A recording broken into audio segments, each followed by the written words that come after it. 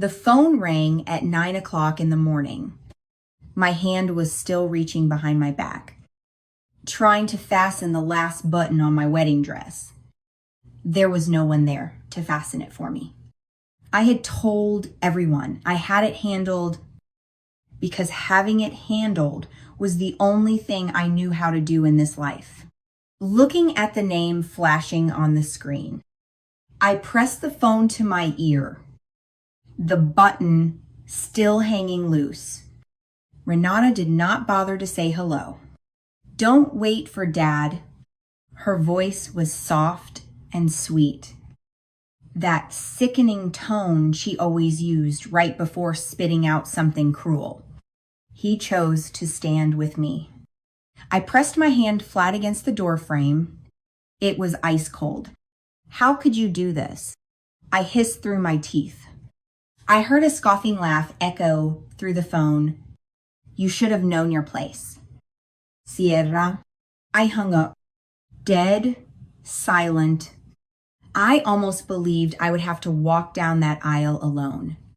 Almost. I was wrong about who would be standing in that room. And so was she 14 months before that phone call. I sat on the floor of my mother's bedroom at 3 o'clock in the morning, my eyes dry, listening, counting her fading breaths. Pancreatic cancer. It spread with ruthless speed. In those final days, I was the only one who stayed up all night. Renata said she could not stay because she was tied up with the kids. And Dad, he was right down the hall, but watching his partner slowly wither away was too much for his pathetic cowardice. It was just me. I memorized the rhythm of the morphine drip. I knew exactly which pillow angle eased her pain. I became hauntingly familiar with the smell of the lavender sachet she kept by her wrist because she was terrified of the hospital sheet smell. That lavender seeped into everything, into my hair, my scrubs, the lining of my coat. Adam, the day she died, I was the one who called the funeral home.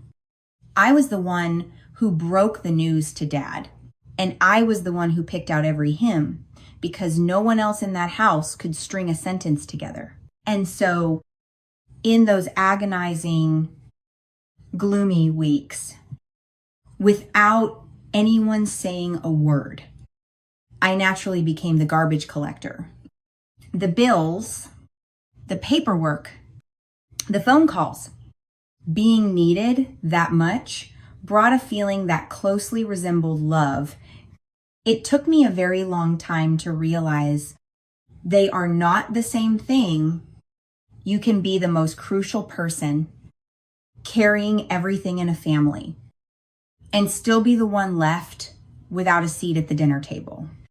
But I was blind back then. I thought if I just broke my back carrying the weight so this house would not collapse. Eventually, someone would notice my bleeding hands. I kept my hands busy so I would never have to hold them out and beg for attention. That was my fatal mistake. Daniel walked into my life like a salvation. A quiet construction contractor with calloused hands, but an incredibly warm heart. When I told him about my family's mess, he never once told me I had to fix it. He just held the door and let me decide. 3 weeks before the wedding, on a Sunday night, I sat at the dining table and opened my banking app. An old habit, I confirmed the auto payment for the family home's insurance. The one Dad's pension could no longer cover since Mom's medical bills swallowed the savings. I topped up the property taxes like I did every quarter since the funeral. I logged into Dad's healthcare portal, fixed the subsidy form he had filled out wrong again, and reordered his blood pressure medication before it expired. It was nothing dramatic, just quiet work, The labor that keeps a family standing is never the kind people take pictures of to show off. My phone buzzed. A text from Dad, short and cautious, exactly his style whenever Renata had just brainwashed him. Honey, about walking you down the aisle. Let's talk later. Later? He had been saying later for a whole week. I placed the phone face down on the table, massaging my throbbing forehead. Daniel looked up from the sofa. He will come around. I wanted to believe him, but I had watched my father dodge uncomfortable situations his entire life. And a wedding is the most uncomfortable place there is. I should have heard the sirens in that word later. Thursday, Renata showed up at my door. That meant she needed money. She barged in without knocking, lugging a diaper bag and her 2 kids. 11-year-old Cole kept staring at his shoes. 7-year-old Lily ran up and hugged my leg.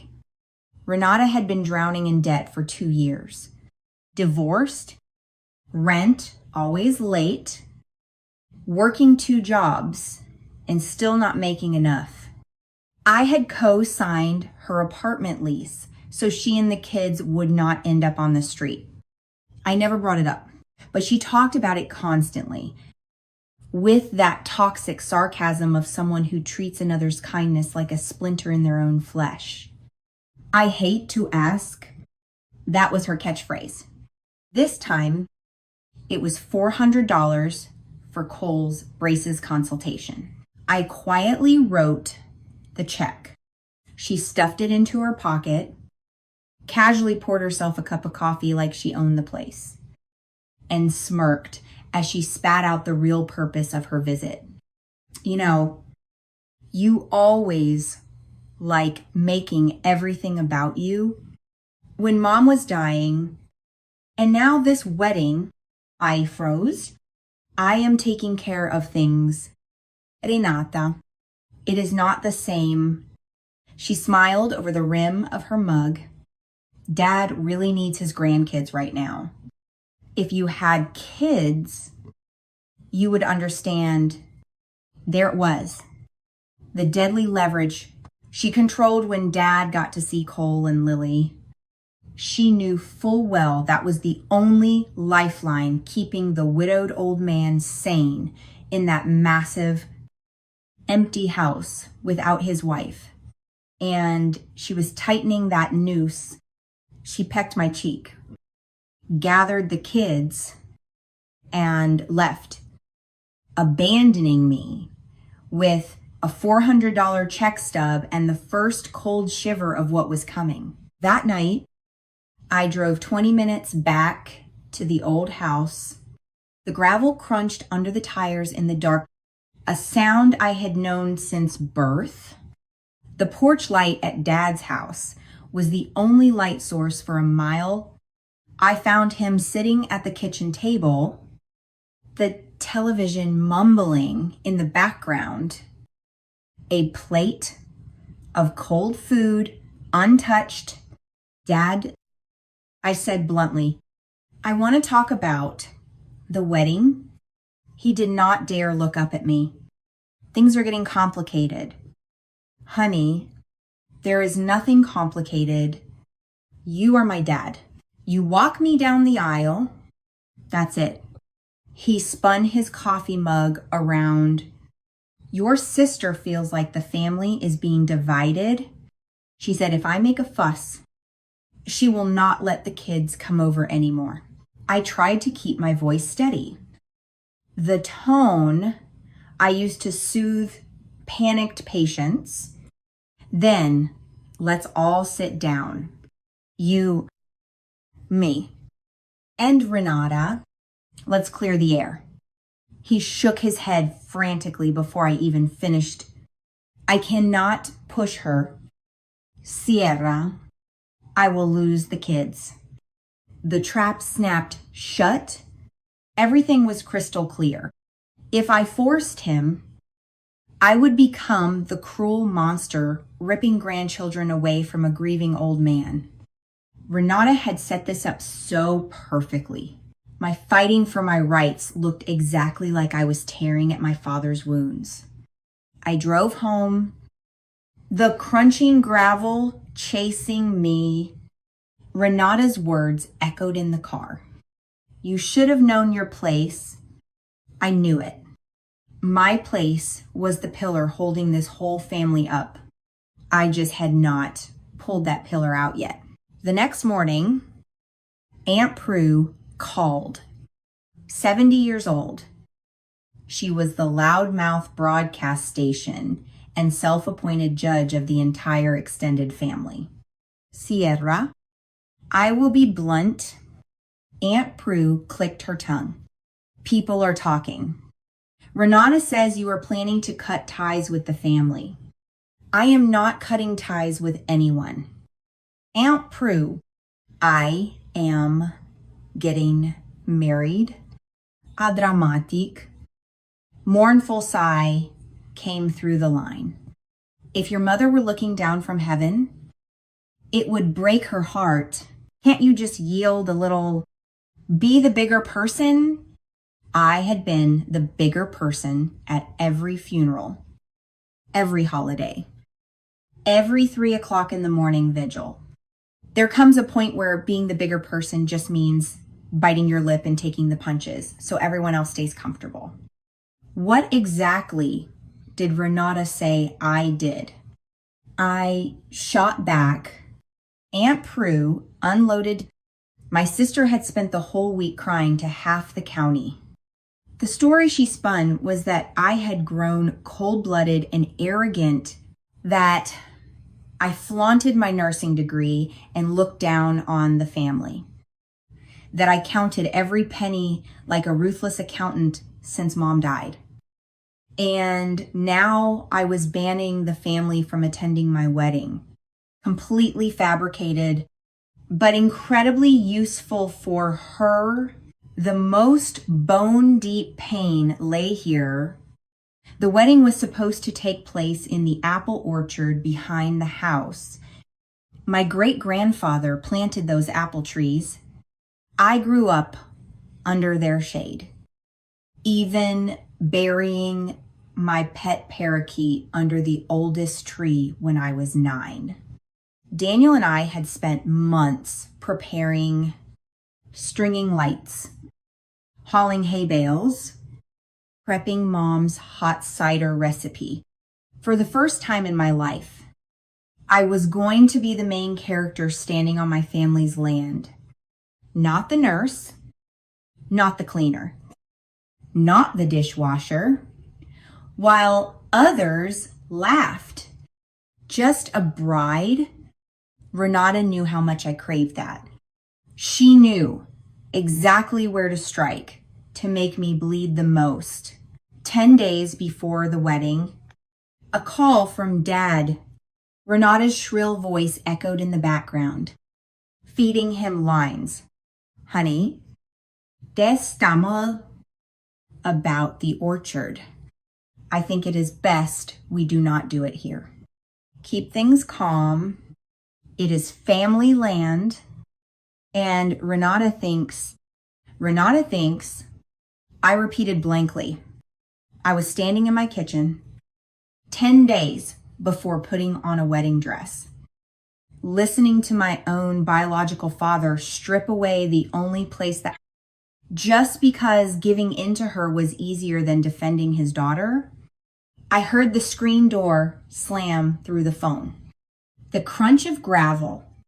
Renata's car had just pulled into the yard. She came to supervise and make sure the old man finished the job. Okay, Dad, I said. Then I hung up before my voice shattered. I stood frozen for a long time. The apple orchard was gone. A century of memories evaporated. 10 days before the wedding, I was thrown off my own family's land in exchange for a sick version of peace. I should have been screaming, but strangely, What I felt was a dizzying lightness.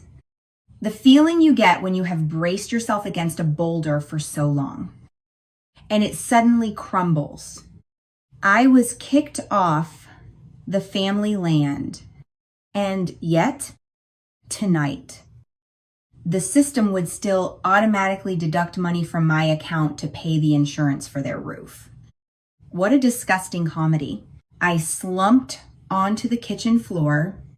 Daniel found me. He did not ask a bunch of questions. He just sat down next to me, pulled his knees up, and stayed quiet. "We will get married in our backyard," he said.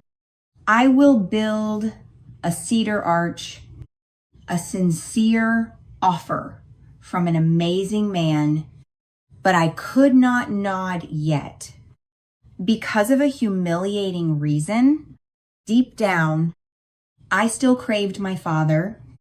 I still hoped Walt Overton would wake up one morning and choose his daughter. That night, I stayed up, furious to the point of madness. I opened the banking app. I printed out all the bills from the past 14 months, insurance, taxes, medical expenses, the apartment lease. I stacked them into a neat folder. Here was my weapon. I imagined slamming this folder onto the dining table at the family reunion dinner. I would read every number out loud, slowly, watching their faces turn pale as they realized who was actually feeding their cozy facade. I craved revenge. I craved to be seen so badly my stomach churned. I really intended to do it. Until I went back to the old house to get Mom's things. Dad was out for a heart checkup. The house was empty. I walked into Mom's sewing room. The familiar scent of lavender hit me. On the shelf was an old tin sewing box. I slowly opened it. Beneath the spools of thread and needles lay Mom's cross-stitched handkerchief and a folded piece of paper in her familiar handwriting. Place isn't where they seat you. It's where you decide to stand. Stand. Sierra. I collapsed, sobbing uncontrollably. My fingers tightly gripped the frayed ribbon edge of the handkerchief.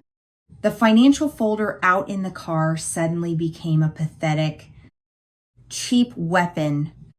My mother had handed me a much greater power just then. Tires crunched on the gravel. Dad was home early. I sat still in the dark, listening.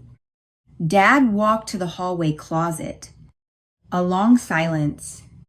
Then I heard him muttering. He pulled out Mom's gray wool coat, hugged it to his chest, and whispered, "I cannot do it. Maggie, I cannot take the fighting anymore. Sierra, she is strong. She will be fine." That sentence carved straight into my heart like a knife. It was not just cowardice. It was the sick logic of it. He looked at his two daughters and decided that because I could survive being abandoned, I was the one who deserved to be abandoned. My resilience was the very reason I was left with nothing. I slipped out the front door. For the first time, I did not look back. That night, I threw the revenge folder away. I sat at the kitchen table, typing furiously for 3 nights straight. Not to expose them, but to free myself, I drafted a handover packet of clear, concise, all the accounts, payment schedules for insurance, taxes, Dad's prescriptions, names, and phone numbers of everyone I had contacted on his behalf. For 14 months, I was the invisible machine running this family. Now, I was handing the keys back to them. I canceled all auto payments. I pulled my name off Renata's lease. I attached a sticky note. Dad, here is everything I have been handling. Now it is yours. You have everything you need to stand on your own 2 feet. And so do I. Love you. Sierra. After hitting send, a strange sense of peace washed over me. The apple orchard was gone. The wedding was only 9 days away. It should have been impossible, but I am a nurse. My job is to organize the impossible during a panic. And then a miracle happened. The kindness I had planted over the past 9 years began to bloom. Tom Brand, the son of a female patient I had held hands with as she passed away, called, hearing my story. He choked up, Sierra, you guided our mother out of this world so peacefully. Let us carry your big day. Our empty timber barn is just sitting there. Please use it. Dana rallied the nursing crew to string lights. The family of another patient brought folding chairs. The town diner sponsored the hot cider. Daniel built the cedar arch. Whenever I picked up the phone, people said yes before I even finished asking to borrow something. I had lost a garden, but I built myself a kingdom. And then, the morning of the wedding, Renata poured cold water on me over the phone at 9 o'clock. She was certain I would walk into an empty, humiliating, lonely room. She had made a scene with the relatives, fabricating stories that I despised the family. But she did not account for one thing. The people sitting in that timber barn did not read her online posts. They were the relatives of patients I had kept watch over at 4 o'clock in the morning. They knew who I was.